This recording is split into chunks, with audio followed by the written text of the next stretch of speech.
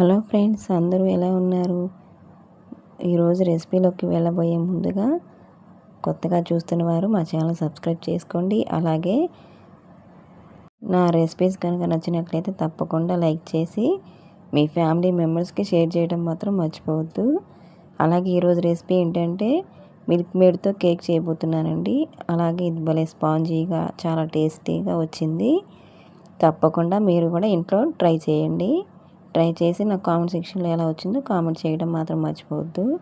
అలాగే ఈ వీడియో అనేది లాస్ట్ వరకు స్కిప్ చేయకుండా చూడండి. చూసారు ఎంత స్పాంజీగా చక్కగా చాలా టేస్టీగా వచ్చిందండి కేక్ అనేది. ఇంక ఇప్పుడు రెసిపీలోకి వెళ్ళిపోతాం. ఫస్ట్ అయితే ఒక బౌల్ తీసుకోండి. ఇక్కడ నేను గాజు గిన్నె తీసుకున్నానని మీరు కూడా అదే తీసుకునే అవసరంలో ఏదైనా లోతుగా ఉన్న గిన్నె ఒకటి తీసుకోండి. ఫస్ట్ అయితే ఇక్కడ నేను కప్ చూపిస్తున్నాను కదండి, మెజర్మెంట్స్ కప్స్ ఉంటే మీకు అర్థమవుతుంది నేను చూపించే కొలత. లేదు అనుకుంటే ఇది వేరే విధంగా కొలుచుకోవచ్చు, అది ఎలాగో చెప్తాను. ఫస్ట్ అయితే ఇక్కడ నేను మెజర్మెంట్ కప్తో 1/3 కప్పు ఆయిల్ వేసుకుంటున్నానండి. ఆయిల్ వచ్చేసి మనకి వాసన ఉండే ఆయిల్ వేయకూడదండి, ఫ్రీడమ్ ఆయిల్ అయితే చాలా బెటర్.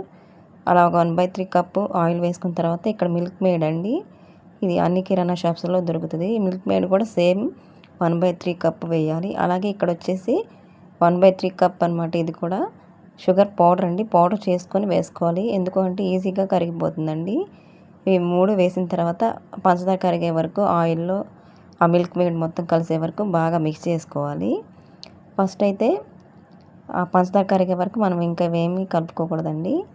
ఇప్పుడు నేనైతే వేరే కొలత చెప్తానన్నాను కదండి. ఇప్పుడు మనం టీ తాగే గ్లాస్ ఉంటుంది కదా, ఆ గ్లాస్తో కూడా మనం అవి కొలుచుకొని వేసుకోవచ్చు. సేమ్ క్వాంటిటీలో వేసుకోవాలండి. ఆయిల్, పంచదార, మిల్క్ మేడ్ అనేవి ఒకటే క్వాంటిటీలో వేసుకోవాలి. మనం టీ గ్లాస్తో 3 సమానంగా వేసుకోవచ్చు, టీ గ్లాస్ ఫుల్గా. అలాగే పంచదార అంతా కరిగిపోయిన తర్వాత ఇప్పుడు ఒక జల్లెడ తీసుకొని దాంట్లో ఒక కప్పు మైదా తీసుకున్నానండి. ఒక కప్పు అంటే అది ఒక 250 గ్రామ్స్ ఉంటుంది. అది వేసుకొని ఒక పావు టీ స్పూను బేకింగ్ సోడా వేసుకోవాలి. ఒక టీ స్పూన్ వచ్చేసి బేకింగ్ పౌడర్ వేసుకోవాలండి. ఇవి 2 వేసుకొని 3 మనం జల్లించుకొని ఇలాగ పిండి మిక్స్ చేసుకోవాలి. ఒకటే డైరెక్షన్లో మనం పిండి అనేది మిక్స్ చేసుకోవాలి. ఇలా మిక్స్ చేసుకున్న తర్వాత కొంచెం ఇక్కడ వచ్చేసి నేను కాచి చల్లార్చిన పాలు ఫ్రిడ్జ్లో పెట్టలేదండి, బయటే రూమ్ టెంపరేచర్లో పెట్టుకున్నాను. ఇవైతే ఒక హాఫ్ కప్పు వేసుకుంటున్నానండి. నేను కలిపిన తీసుకున్న క్వాంటిటీకి కరెక్ట్గా హాఫ్ కప్ అనేది సరిపోయిందనమాట. మీకు ఇంకొంచెం గట్టిగా అనిపిస్తే ఏమైనా కొంచెం పాలు యాడ్ చేసుకోవచ్చండి, ఏం ఇబ్బంది లేదు. ఇలా కలుపుకోవాలి, బాగా మిక్స్ చేసేసుకోవాలి. పిండి అనేది ఎక్కడ ఉండలేకుండా బాగా మిక్స్ చేసేసుకొని లాస్ట్లో కొంచెం వెనిలా ఎసెన్స్ అనేవి ఒక 5 to 6 డ్రాప్స్ వరకు వేసుకొని మళ్ళీ ఒకసారి మిక్స్ చేసుకోండి. ఒకసారి ప్యాటర్న్ పిండి ఎలాగా ఉందో థిక్నెస్ అనేది చూసుకోండి. ఇదిగోండి ఇలా ఉంటే సరిపోతుంది కరెక్ట్గా.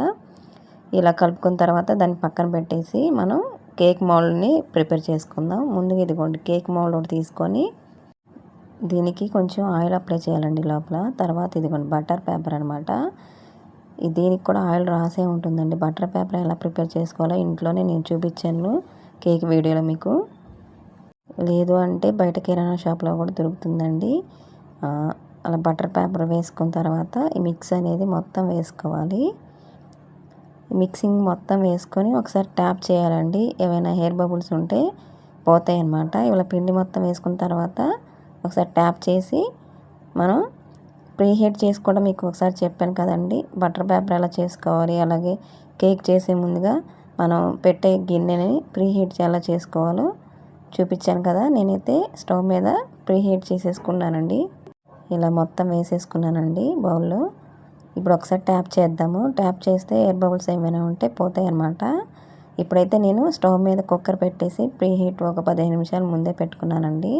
ఇలాగ ఒక మందపాటి గిన్నె పెట్టుకొని, మీరు ఏ గిన్నె అయినా పర్వాలేదండి, మూత మందంగా ఉండి గిన్నె పెట్టుకొని దాని లోపల ప్లేట్ పెట్టేసుకొని, ప్లేటు లేదా స్టాండ్ పెట్టుకొని ఇలాగ మనం తయారు చేసుకున్న మిక్సీని పెట్టేసుకొని ఒక 30-40 మినిట్స్ కుక్ చేసుకోవాలండి.